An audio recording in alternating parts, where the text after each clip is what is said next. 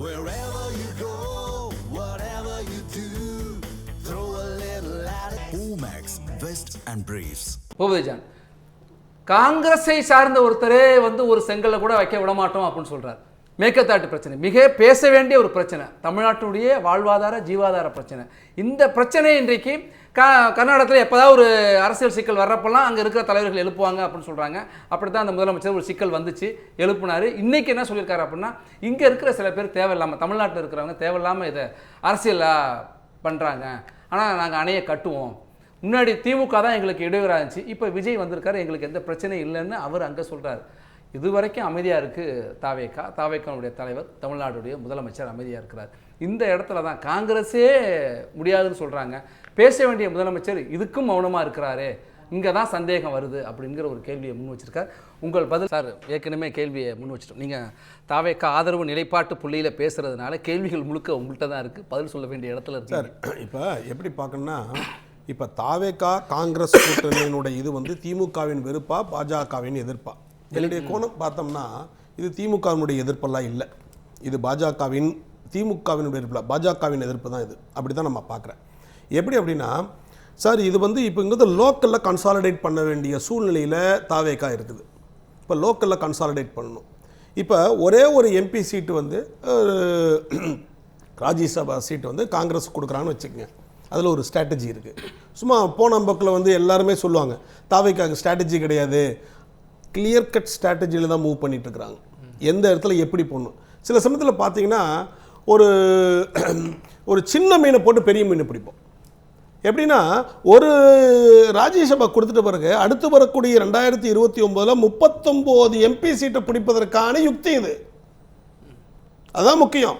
அப்போ ஒரு காங்கிரஸ் தாவேக்கா பிடிச்சிருமா இல்லைங்க, அதுதான் யுக்தி சார். என்னன்னு தான் சார் நம்ம ஒலிம்பிக் ஒலிம்பிக்ல ஜாயின் பண்ணணும்னா கோல்டு மெடல் அடிக்கணும்னு நினைச்சு தான் எல்லாரும் இறங்குறான். அப்படி கணக்கு பண்ணா ஒரு 10 பேர் ஒரு பந்தயத்தில் போறான்னா, நான் மெடல் வாங்க முடியாதுன்னா அவன் அவ்வளோதான், ஓடவே முடியாது. அத்தனை பேரும் மெடல் வாங்கணும் அப்படின்னு தான் ஓடுறான். அதை போலவே 39 சீட்டையும் அடிக்கும் அப்படிங்கிற எண்ணத்தில் தான் இறங்குது. அப்போ அதற்கான யுக்தி தான் இது ஒரு பாயிண்ட் வச்சிருக்கிறேன். ரெண்டாவது, இப்போ ஒட்டுமொத்தமாக வடநாடு முழுவதுமாக பிஜேபி மிகப்பெரிய ஆதிக்கத்தில் இருக்குது. தென்னகத்தில் பிஜேபியினுடைய ஆதிக்கம் இல்லை, வலு இழந்திருக்குது. அப்போ இந்த இதில் பார்த்தீங்கன்னா காங்கிரஸ் இதில் உள்நுழையும் போது, காங்கிரஸும் தாவேக்காவும் ஜாயிண்ட் ஆகும்போது, ஜெல் ஆகும்போது என்ன ஆகுதுன்னா, இந்த காங்கிரஸினுடைய ஸ்டெபிலிட்டி சவுத்தில் இன்னும் கொஞ்சம் அப்படியே என்ஃபோர்ஸ் ஆகுது. அது ஒன்று பார்க்கணும். அப்போ நம்ம தாவேக்கானுடைய அடிப்படை அரசியல் பார்த்தீங்கன்னா, திராவிட கட்சிகள் பெரிய வேறுபட்ட அரசியல் எல்லாம் கிடையாது. பெரியார், அம்பேத்கர், காமராஜர், அஞ்சலை அம்மாள், வேலுநாச்சியார், இவர்கள் எல்லாம் என்ன அரசியல் பேசுறாங்கன்னா, அவங்க எல்லாம் சமூக நீதி அரசியல் தான் பேசுறாங்க, மொழி உரிமை பற்றி பேசுறாங்க, மாநில சுயாட்சிக்கு ஆதரவாக தான் பேசுறாங்க. அப்போ அடிப்படையில் பார்த்தீங்கன்னா மிகப்பெரிய திராவிட அரசியலுக்கு இவர்கள் வைக்கக்கூடிய முன்வைக்கிற அரசியல் வேறுபாடு இல்லை. அப்போ நம்ம என்ன சொல்ல வரோம்னா, அந்த திராவிட இயக்கம் திமுக மிக கடுமையாக எதிர்த்து அரசியல் செய்தது காங்கிரஸ் கட்சியை வீழ்த்திட்டு தானே 67 வர்றாங்க. இப்போ மீண்டும் அந்த திராவிட இயக்கத்தினுடைய பின்பற்றி வருகிறது. இல்லை திமுகவுடைய 2.1லாம் சொல்கிறாங்க, திமுகவுடைய பினாமி போல இந்த அரசு இருக்குது, இந்த ஆட்சி இருக்குது அப்படின்னு நயனா நாகேந்திரன் சொல்கிறார். இந்த இடத்துல ஒரு சாதாரண ஒரு நபரை, மிக எளியவரை மாநிலங்களவைக்கு அனுப்பி அழகு பார்க்கலாம்ல தாவேக்கா, ஏன் திரும்ப காங்கிரஸ்ல கொண்டு கொடுக்குறீங்க? இல்லைங்க, அதுதான் சொல்ல வரோங்க. இப்போ ஒரு சீட்டு லோக்சபா சீட், ராஜ்யசபா சீட்டுக்கு நம்ம காங்கிரஸுக்கு கொடுத்துட்டோம்னு வச்சுக்கோங்க, அது ஒரு பெயிட்டு. எதுக்கு அப்படின்னா, எதுக்கு சொல்லணும்னா, அதை எஸ்டாப்ளிஷ் பண்ணது லோக்கலாக இருக்கக்கூடியதுக்கு. ஒரு இந்தியாவில் இருக்கக்கூடிய 2 மிகப்பெரிய கட்சிகள் தாங்க, அதுதான் நம்ம பார்க்கணும். பிஜேபி, அதுக்கு எடுத்துருக்க காங்கிரஸ். பிஜேபிக்கு எதிர் காங்கிரஸ் தான். ஒருவேளை நார்த்தில் எங்கேயாவது பிகேஜி 2 மாநிலத்தில் டென்ட் ஆச்சுன்னு வச்சுக்கோங்க, சீட்டு கட்டு சரிகிற மாதிரி அப்படியே சரிஞ்சிரும். அந்த டைம் தான் எதிர்பார்த்துட்டு இருக்கிறாங்க. அப்போ சவுத்தில் காங்கிரஸ் எஸ்டாப்ளிஷ் ஆகிருக்குது, நார்த்தில் எஸ்டாப்ளிஷ் ஆகலை, எஸ்டாப்ளிஷ் ஆகும். இது ஒன்று பார்த்துக்கணும். 18 இடத்துல வெற்றி பெற்றவங்க 5 இருக்கட்டுங்க சார். 18 இடத்துல இப்போ இருக்கிற சூழ்நிலையில் கலநடவத்தில் பிஜேபி இருக்குது. ஆனால் கட்டு ஏறிட்டு இருக்கும்போது ஒரு சமயம் கட்டு, அந்த சீட்டு கட்டு கீழே உளுந்துதான் ஆகும். அதுதான் நம்ம சொல்ல வர்றோம். அதனால என்னன்னா, நாட்கள் வரும், 2029 மாற்றம் வரும். அந்த இடத்துல ஒரு எஸ்கேபிசம் அப்படிங்கிறாங்க. எஸ்கேபிசம் இது ஸ்ட்ராட்டஜிங்க. எஸ்கேபிசம்னே சொல்லக்கூடாது. எதற்கான எஸ்கேபிசம் அது கிடையாது. இது ஸ்ட்ராட்டஜி, யுக்தி. ஒரே ஒரு சீட்டு ராஜ்யசபாக்கு கொடுத்துறதுனால ஒரு தாவேகா மிகப்பெரிய ஒரு இழப்பை எதுவும் இழப்பது இல்லை. ஆனால் 2029 பண்ணக்கூடிய அறுவடைக்கு இங்க கொடுக்கக்கூடிய பெயிட் அதுதான் நம்ம பார்க்கிறோம். அப்போ 39 இடத்தை வாங்கக்கூடியதற்கு இது வந்து பெயிட்டா இருக்கும். ஆனா விமர்சன பார்வையில எப்படி இருக்கு அப்படின்னா 5 பேர் வெற்றி 5 இடங்களை வச்சுக்கிட்டு 2 அமைச்சர் வாங்கிட்டாங்க. தேர்தலுக்கு முன்னாடி திமுக கூட்டணியில் தொகுதி பங்கீட்டுக்கு முன்னாடியே ஒரு ராஜ்யசபாவை கேட்டு வாங்கிட்டாங்க. இப்போ தேர்தலுக்கு பிறகு இன்னொரு ராஜ்யசபாவை கேட்டு வாங்கிட்டாங்க. அப்ப தங்களுக்கான இடத்தை கேட்டு பெறுகிற ஒரு பேர வலிமை பேர அதுக்கு ஒரு யுக்தின்னு கூட வச்சுக்கலாம். ஆனால் தாவேகாவை தொடக்கத்திலேயே 1 மாசம் கூட ஆகல நிர்பந்தித்து அழுத்தம் கொடுத்து தங்களுக்கான காரியங்களை சாதிக்கிற இடத்துக்கு காங்கிரஸ் இருக்கு, சாதிச்சுட்டு இருக்கு. அப்படி கிடையாதுங்க. நம்ம சார் நீங்க வெளிப்படையா மேலோட்டமாக பார்த்தா இப்படி தான் பார்க்க தோணும் சார். தாவேகா வந்து கிட்டத்தட்ட ஒரு 2 வருஷத்துல ஆரம்பிக்கப்பட்ட கட்சி ஒரு 3 மாதத்திலே வந்து ஒரு யுக்தியை ஆரம்பித்து திமுகவினுடைய எதிர்ப்பு தீய சக்தி என்று சொல்லிட்டு நாங்கள் தூய சக்தி என்று சொல்லிட்டு அரசியல் எதிரி கொள்கை எதிரி என்று பிரித்து பேசி மக்கள் மத்தியில் இருக்கக்கூடிய சோசியல் மீடியாவில் அது வந்து கேப்சரைஸ் பண்ணி ஒரு ஆட்சியை பிடிச்சு தாவேகா இப்ப இருக்குன்னா அதுக்கு என்ன ஒரு யுக்தி தெரியாம ஒரு ஸ்ட்ராட்டஜி தெரியாம இருக்குன்னு நம்ம நினைக்கிறோமா? அப்படின்னு அரசியல் எதிரியை தேர்தலில் வீழ்த்தி வெற்றி பெற்றீங்க. நீங்க நாடாளுமன்றத்துக்கு போனா கொள்கை எதிரி எதிர்த்து பேசலாம். நாடாளுமன்றத்துக்கு ஏன் போக மாட்டேங்கிறீங்க? இருங்க சொல்றது கேளு. மாநிலத்தை எல்லாரும் பேசுவாங்க.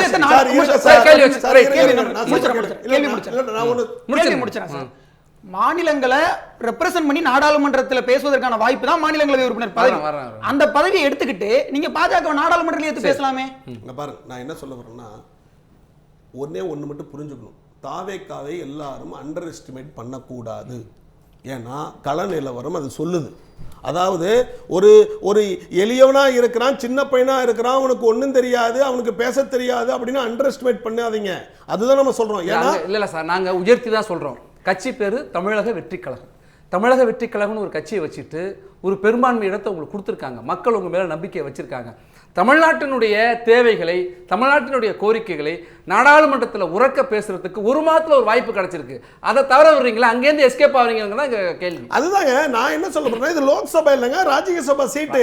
அதனால என்ன சொல்ல அதுதான் நான் சொல்ல வரேன்னா நீங்க அவசரப்படாதீங்க. 2029 39 எம்எல்ஏ அங்க போய் உட்கார போறாங்க எம்பி. ஆமா அதற்கான யுக்தி தான் இது.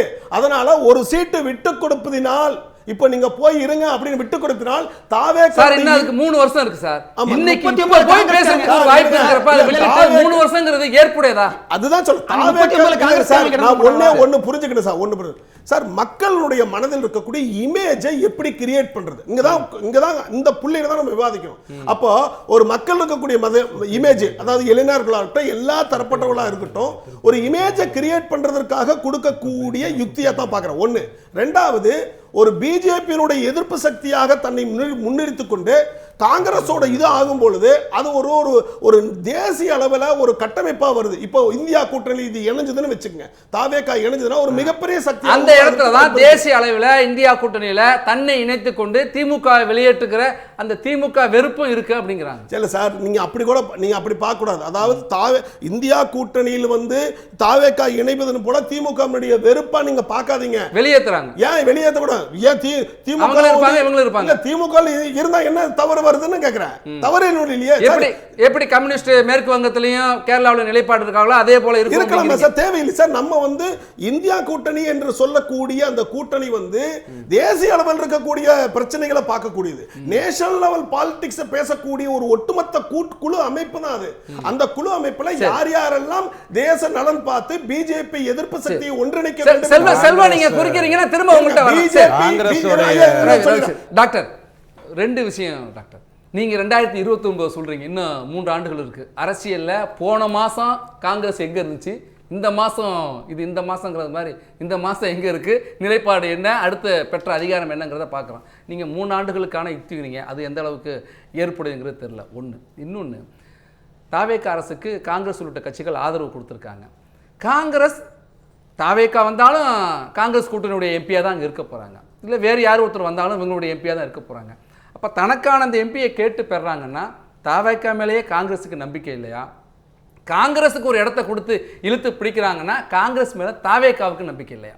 இல்லை சார், இது சிம்பிள் ஸ்ட்ராட்டஜி தான் சார்.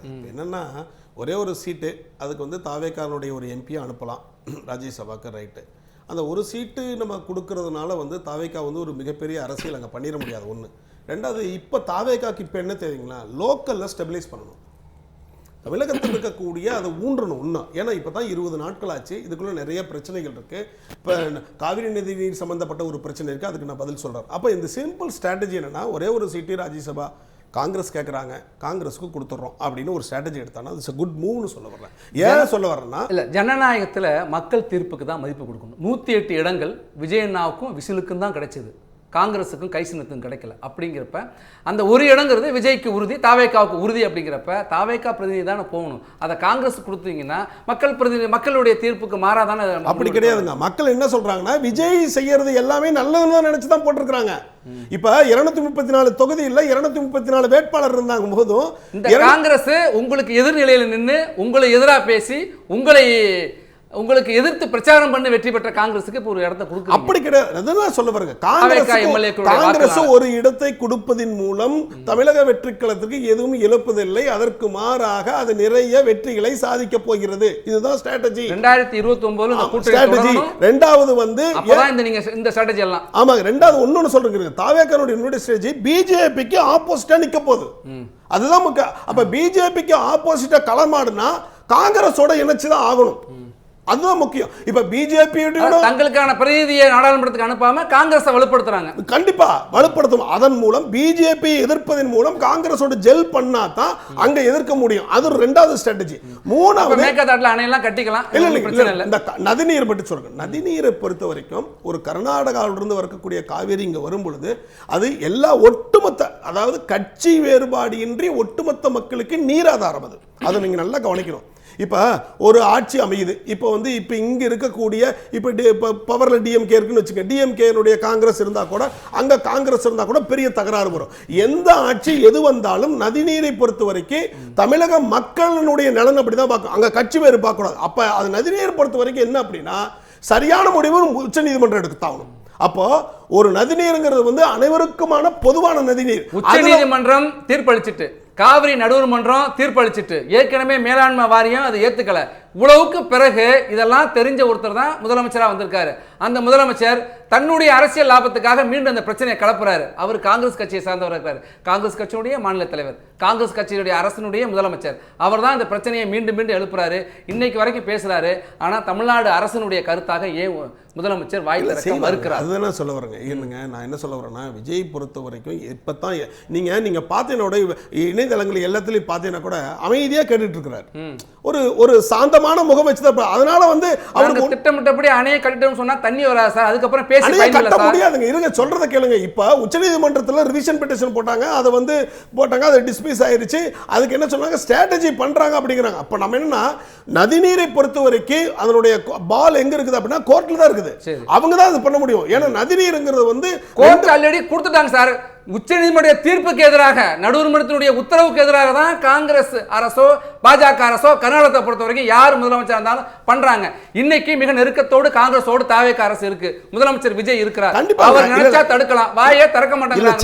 மீண்டும் மீண்டும் வைக்கப்படுகிற குற்றச்சாட்டு நம்ம செய்வார். ஏன்னா காங்கிரஸினுடைய இப்ப அது வந்து ஒரு ராஜ்யசபா சீட்டு கொடுக்கறதுனால காங்கிரஸோட இணக்கத்தை அது வந்து ஜாயின் பண்ணுது.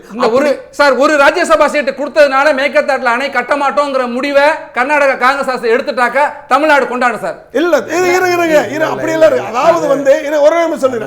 அதாவது நீங்க மேகதாதுல அணை கட்ட தமிழக மக்களும் சரி, எந்த அரசும் சரி, கண்டிப்பாக விடமாட்டோம். சார், நதி நீரை பொறுத்த வரைக்கும், காவிரி நீரை பொறுத்த வரைக்கும் கட்சி வேறுபாடின்றி இது நடக்கக்கூடிய ஒரு போராட்டம் சார். அங்க மேகதாது அணை கட்டினால் எல்லாவித கட்சிகளும் சேர்ந்து அதை தடுப்பதற்கான போராட்டம் நடக்கும். முதலமைச்சர் அதிகாரப்பூர்வமாக அறிவிக்கணும், உத்தரவாதத்தை கொடுக்கணுங்கிறது தான்.